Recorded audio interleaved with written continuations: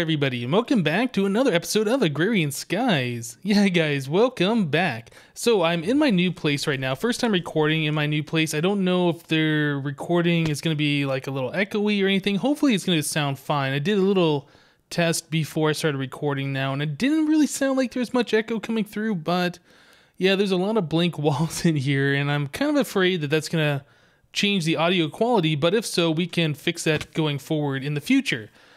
So last episode, we were looking at the Ender Quarry, and I'm kind of curious to see how far it's gone since the last time I played. It's actually been about a week since the last time I've played Agrarian Skies. Yeah, like I said, I was in the process of moving and things like that. Infernal Hive, Nether Fortress, Ender Quarry. Yeah, I just didn't see that mark over here. So yeah, let's head over here to our marker. And I'm very curious and see how far this has gone. Now, when we were looking at this before, it wasn't going super fast, so I'm not expecting to be like mostly done or anything, but I would like to see the progress that we've made. Ooh, something shot a fireball. All right, so let's jump down here. Did I see a mushroom? It looks like there's a mushroom. No, that's a flower. Okay, yeah, well, we've done some pretty good progress over here. I did come through and I did, mine out these pieces of dirt, but I know that this dirt goes all the way down to bedrock from here, so that's really awesome. If we need to collect dirt, this is going to be an excellent way to do it. We can just, you know, do this action and get a bunch of dirt, so that's going to be amazing. Now, where is the quarry currently going? Oh, it's right here. Okay, so we can just go and remove this stuff, just so we can kind of have reference of what it's done since the last time we've been here, really. Awesome. I guess I could go ahead and remove this stuff too, since this shovel does 3 by 3 at a time. Yeah, very awesome. These excavators are great. Okay, so it kind of looks like it did something weird here. It started going down this way, and then it switched, and now it looks like it's going down this way. I'm not entirely sure why it's done that. I have logged down, logged back in, and I have upgraded the mod pack from 2.1.5 to 2.1.7, or maybe it's 0.9. I can't remember. There's two versions of this pack that's been updated since the last time I played. Okay, well, that's really cool that the Ender Quarry is doing its thing. I would like to check out all the resources we've got so far. Whoop, whoop. Yeah, there we go. I've also changed my keyboard and my mouse. I'm now using a Logitech G710 keyboard. It's a mechanical keyboard, which I've heard before is supposed to be a lot louder than the keyboard that I was using previously. Hopefully that doesn't come through on the video too much. Again, I did some testing before I started recording, and it sounded like it was fairly quiet, if not about the same level of noise as my previous keyboard, so that's awesome. But it is slightly different. I'm gonna get used to it. Like, the escape key is in a different spot than what I'm used to, so I might fumble around trying to hit that. Okay, so we've seen this quest, or I'm sorry, we've seen our Ender Quarry. It is collecting netherrack. Let's actually check the ores. Okay, so we have, yeah, you know, for some reason, the nether was spawning like these other ores, like nickelite and tungsten, and oh, there's something else in here. Yeah, mithril. I don't think that's supposed to be in this mod pack. I think that's from a completely different mod altogether. But it is part of the Nether Ores, but I think it was a mistake that those are spawning. Anyway, it doesn't look like we got another iridium ore yet, which is sad. I would like to have multiple of these guys going at once, but you know, it's doing its thing and we're collecting ores. So today I wanted to kind of look at another quest that we started on at one point. It is under steel powered flight, and we were making our way down to the big reactor area, and we had a bunch of these things to craft. Also, there's more of the high oven stuff that we needed to craft. Looks like I need to submit a couple of these things that we didn't do yet, and then that's going to unlock a bunch of these other quests. I'm kind of curious what this one is. That's the MFR. I think that's the bioreactor. So I'm not sure what that has to do with anything. So what I want to do, let's go ahead and start crafting. Well, let's go down the high oven area first. Since we've already built the high oven, let's go ahead and do this.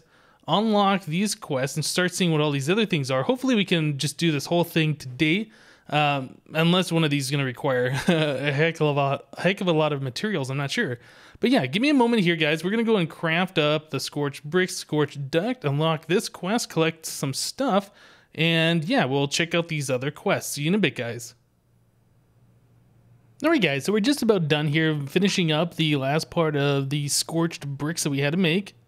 There we go. We got a little bit of seared stone still left in there. That's fine. We can make some more seared bricks later if we need it. But yeah, we needed these 6 here. We need to make one seared stone bricks, and then we had to make one of these guys, which is like the seared drain, I think, or seared duct. Yeah, this guy right here.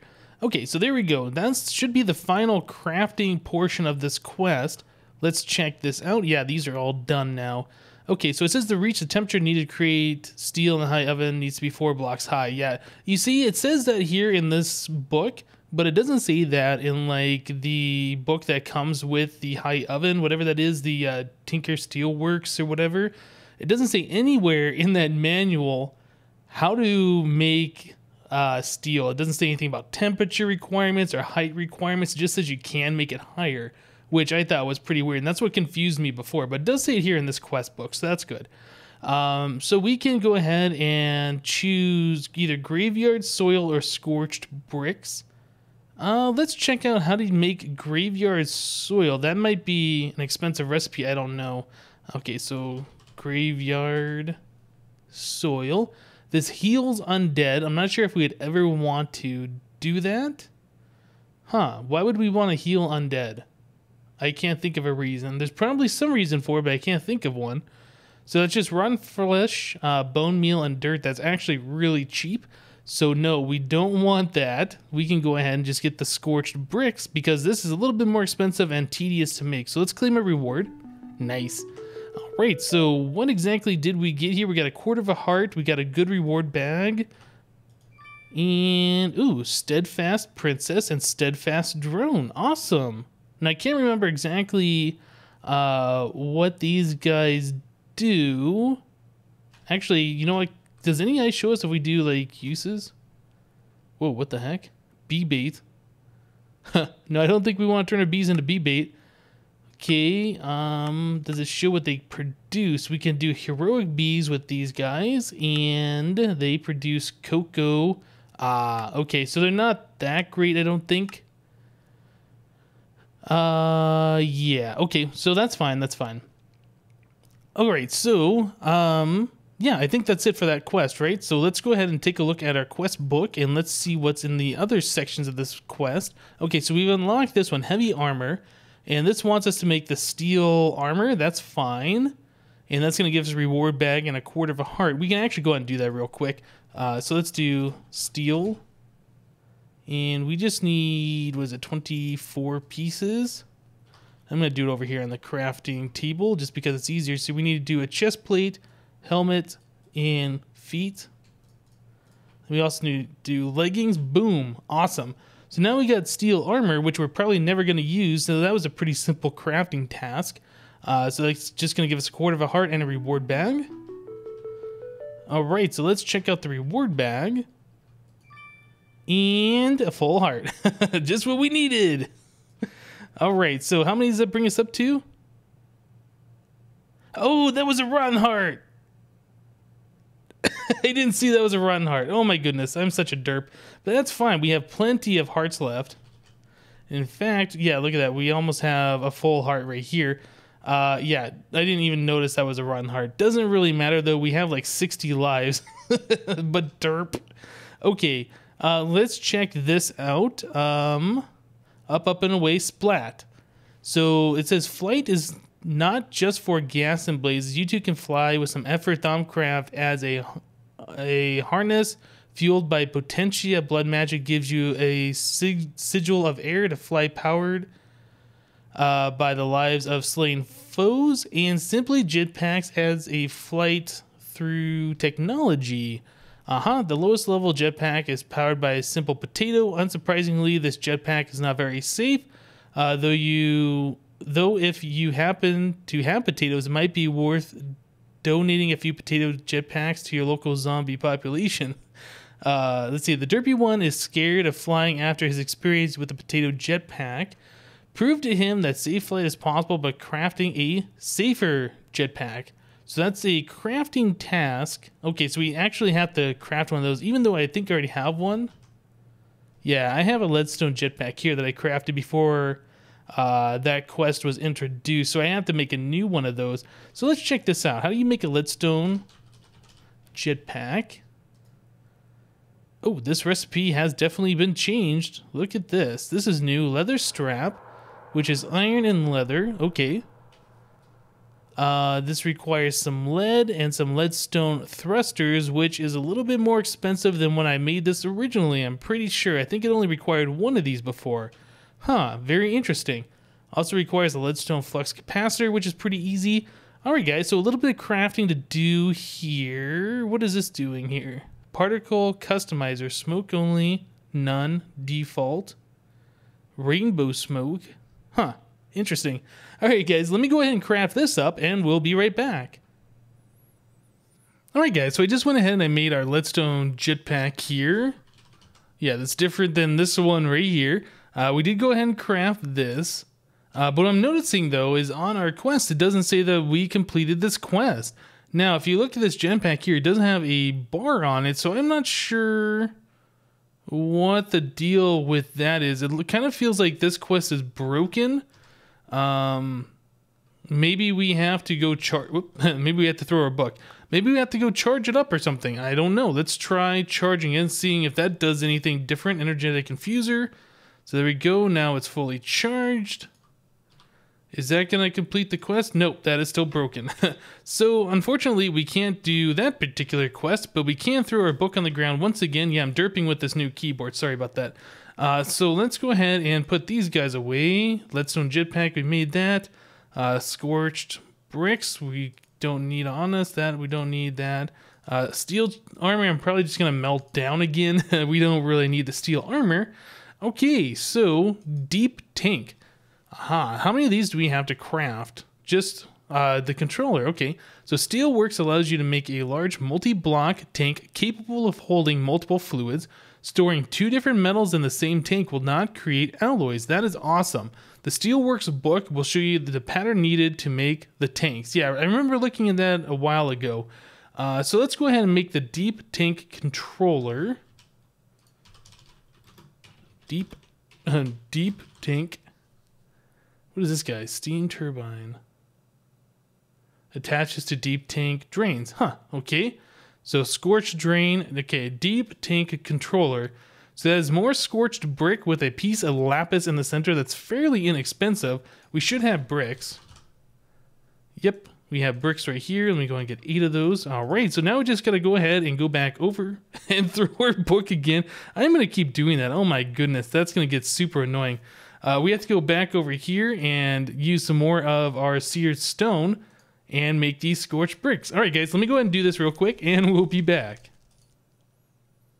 All right, well, that wasn't too difficult to do. So here we go is our scorched bricks and a lapis. Boom. So deep tank controller, we have this now made, but I don't know if we're ever going to make the deep tank. I mean, it would be kind of cool, I guess, if we have a bunch of smelteries or I guess a bunch of these high ovens. Processing all of our ores automatically and just dumping it into that deep tank. Then we can go ahead and later take all those ores, extract them out, and then turn them into the ingots. So that's, or I'm sorry, the blocks, not the ingots. So that might be something we look at sometime in the future. It would be nice, but right now we're pretty good in all of our materials, so maybe sometime in the future. So we'll just go and stick that guy away for now. Let's take a look at our rewards. Let's go and claim them. And yeah, reward bag, good. So let's check this out. Well, not so good reward, I agree. Drying racks, those are fairly inexpensive and we don't have any use for those at this time. We can go ahead and get our hearts back. We can make a full heart out of that and get back up to 60 lives. Boom. There, now we underped ourselves from eating that rotten heart earlier. Yeah, so now we need to check out the next task. Right, I want to see what this is. Steam room. So this is the steam turbine. Remember the super cheaty power from FTB Monster a while ago? Well, maybe some of you guys do. That doesn't work anymore though. Steam is an awesome source of power. It can be fed into dynamos, MFR steam turbines, or big reactor turbines. Steam can be produced by pumping water into a high oven and using charcoal to heat it into a vapor. Oh, that's awesome. Okay. Let's see. Use drains to move the steam into deep tanks for storage or directly into one of the devices that can turn the steam into power. Interesting. So that's a different type of power creation, but I'm not sure if we start working on the big reactors if we're ever going to need to do this. It's interesting for an alternative power supply, though. Okay, so we need to make a steam turbine and a turbine housing. What is a turbine housing? From big reactors. Okay, so that uses graphite bar, steel ingots, nether quartz, and cyanite ingot. Now, I'm not sure. Do we have those? No, we don't have one of those. So I'm pretty sure to get that ingot, we need to actually set up a big reactor, and that's like a byproduct of actually using the reactor. So we won't be able to do this particular part of the quest. We could, oops, let's do the steam turbine. We could set up one of these guys. These aren't too difficult to do. So yeah, let's go ahead and make one of these real quick. So we'll do that, and we need to make, I think, 2 copper gears. Okay, and boom. So there's the steam dynamo. Oh, we almost have everything else. We need to make one of these guys. Redstone reception coil, I think is what that was. Transmission coil. Boom. So there's a steam turbine. Okay, so that should fulfill this part of the quest. Yep. All right, but unfortunately we can't finish it because we can't do this turbine housing just yet. So let's stick that guy away for now. Okay, so moving on. Last quest in this section is a reactor warm-up, and this wants us to create a reactor power tap, reactor controller, reactor access port, yellowrum fuel rod, and a reactor control rod. Okay, so I've already read through this before, and it was saying that we need a 3x3x3 cube with a yellowrum fuel rod in the center for the most basic big reactor setup. So I might go ahead and do that. Oh, look at that. We're going to get the cyanite ingot as reward. So we could do the other quest once we complete this one. Okay, very awesome. Let me go ahead and create all of these guys. Actually, let's start looking at some of these recipes. Reactor controller. Plutonium ingot. Huh. Okay. Computer port. I don't think that's what it was. Control rod. So that's more graphite bar and yellowrum ingots. Reactor casing, which is more graphite bars. These graphite bars you get from smelting up, I believe, coal. Yeah, you can do it from coal. There's graphite dust. I'm not sure how you get that. All right, so there's a little bit of crafting involved for this guy. It almost feels like we're not going to be able to complete that because that one piece uses the plutonium, which I don't think we have. Actually, did we get one? Yeah, we got 16 plutonium ingots from somewhere, so we might be able to do that, in fact. So let me get to crafting on these guys. We need the power tap, controller, access port, fuel rod, and reactor control rod. Yeah, let me go and make these guys, as many as we can. Or, I guess, as many of these pieces that are required for this quest. And we'll be right back. Aw, yeah, guys. So we got the crafting all done for this guy. That wasn't too bad. I just had to smelt up some of the yellowrum dust that I had and smelt some coal. And yeah, pretty easy stuff. So we're going to get a full heart reward bag. We can choose a cyanite ingot, yellowrum ingot, or a full heart. We don't need the hearts. Yellowrum is very, very easy to make. It's just one piece of tin plus one piece of sulfur, so we don't need that. So let's take the cyanite ingot. Okay, awesome. Full heart that time, and now I'm double checking every single time. Yeah, so this is an epic reward bag. So let's see what we're going to get from this. Steadfast Princess and Steadfast Drone. Awesome. Okay, so more bees. Very cool, very cool. So we'll just put those guys away for now, put that away. So, you know, one thing I would like to do before we end today's episode, we've gone through, I think, pretty much every part of this that we can. Wait, what was this? Let me look at this real quick. Turbine housing. This required the cyanite ingot. Oh, you know what? Let's go ahead and create that real quick. So that's not too hard. Let's go ahead and do that. Boom. So that should complete that quest. Yep, we can do these now. So turbine glass, reactor glass, or reward bag. All right, so turbine glass. How hard is this to make? So turbine housing plus hardened glass. Man, that's not too difficult. What was the other one? Let's look. This was a reactor glass or turbine glass. Which one did we just look at? Escape. Okay, so reactor glass. And that's reactor casing plus the hardened glass. Again, that's not too terribly difficult to make. You know, I feel lucky. Let's do the reward bag. Okay, there we go. So now we got 2 greater reward bags. Awesome. So we can just go ahead and, you know what? I don't feel right clicking them at the same time. Bottled natural gas. I think that's the 3rd time we've gotten that one. And what is this one? It's nothing. So this is precision shears. Oh, okay, here we go. Precision shears. What do these do? I have no idea. If I do recipe, does this tell me a little bit? Okay, here we go. In addition to acting as shears, precision shears can harvest any block that a stone tool can. If you sneak and right click a valid block, it will be instantly broken and placed directly in the player's inventory if there's room. Really? Okay, let's try it. Shift, click. Whoa. Oh, but it has durability. Ah. Okay. Well, that's pretty awesome. Yeah, sandstone brick right there. I didn't know that was a thing. Very cool. Now, if only we could get repair on that, that would be amazing. Okay. So one thing that I wanted to do today, unfortunately, we can't fully complete steel-powered flight because of that broken quest. Yeah, the one thing that I want to do today is I want to try and hook up a big reactor. We're going to do the smallest one possible. It said that it was a 3x3x3 with just the yellow room rod thing in the center. So I'm going to go ahead and craft all the materials needed for that. We'll go ahead and hook that up downstairs. Hopefully replace all of our lava power generation at this point. Yeah, let me go ahead and get on that, and we'll be right back.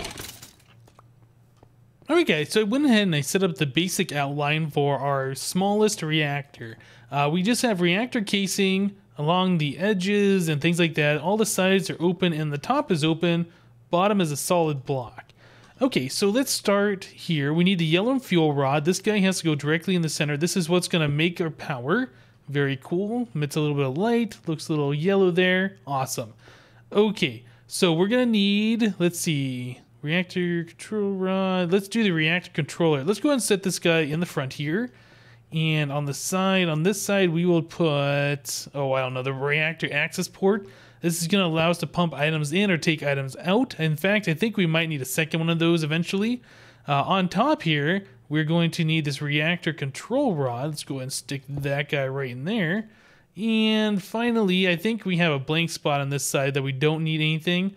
Oh, wait, no, I'm sorry. We have the power tap that goes in the back. I'm going to put this on the back just so it's closer to our redstone conduits. And I think this one right here can be either reactor casing or I have reactor glass. I think that should work. Okay, yeah. So you can see the whole thing now turned into a multi-block structure. So we can right-click on this reactor controller. It says it has fuel in it for some reason. I'm not quite sure. Yeah, it says it has a fuel rod. Don't know. Okay, so let's go into our thing here and let's find yellow room ingots. Yeah, I made some of these. I believe we can just go and stick those over here. Yeah, so I just used one. Eject fuel, eject waste, inlet mode, outlet mode. Yeah, there's a way we can get it, like when these yellow room ingots get used up, they turn into, I think, the cyanide or the plutonium. I'm not sure. But anyway, there's a way you can extract those, and I think we would need another access port to extract the items. This one's going to let us put the items in. Okay, so if we, let's actually click on the controller again. Okay, so now it says the fuel, or the core fuel status is 100% full. Nothing's depleted.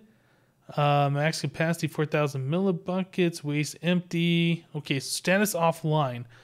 Don't know how to turn this thing on. Do not auto eject waste. Waste must be manually auto eject.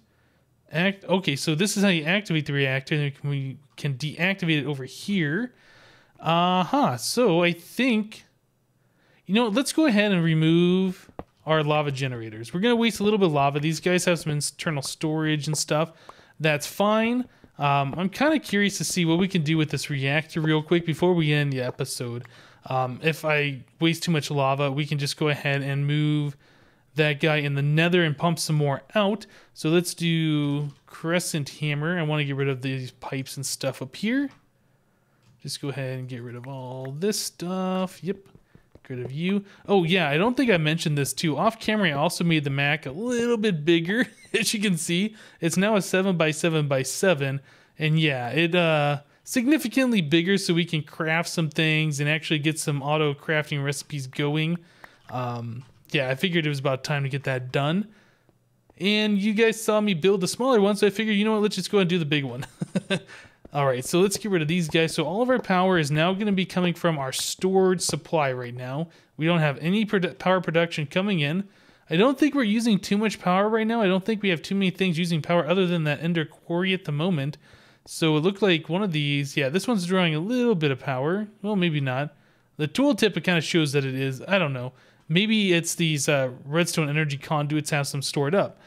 But I think we should be able to take this guy, oh, maybe one too many, and connect that right over here. Oh, we're going to need one more. Okay, boom. All right, so that is now connected. Now I think the only thing we got to do is just click this thing on, right? Okay, so the casing heat is getting hotter. Core heat is getting hotter. So we're producing 265 RF a tick. So that's pretty good, right? 2% depleted. 264 RF a tick. So if each of our generators over here was doing 80... Oh yeah, look at these. They kind of stacked in a weird fashion. Yeah, some of these had, looks like RF stored up in them. Okay, interesting. I'm going to have to drain that out at some point. So let's see, what do we got here? Energy buffer 0. Yeah, so we're creating 263 a tick, which is like, what, 3 or 4 of our of our lava generators? So it's doing all right, but yeah, it's not quite producing the same amount as our lava generators were. So we're going to have to make this guy a little bit bigger to compensate for that, but I think it should be pretty straightforward to do. Very cool. Okay, so off camera, I'm probably going to expand this guy out. I would like to figure out how to get this set up so it automatically ejects waste into our AE system. But since we have our AE wires down here, that should be pretty easy to autofill the yellow ingots in there and take the waste products and stick it back in our system. Awesome. All right, guys, that's going to do it for today. Thank you guys for watching. Remember to leave a like on this episode if you liked it, and we'll see you next time.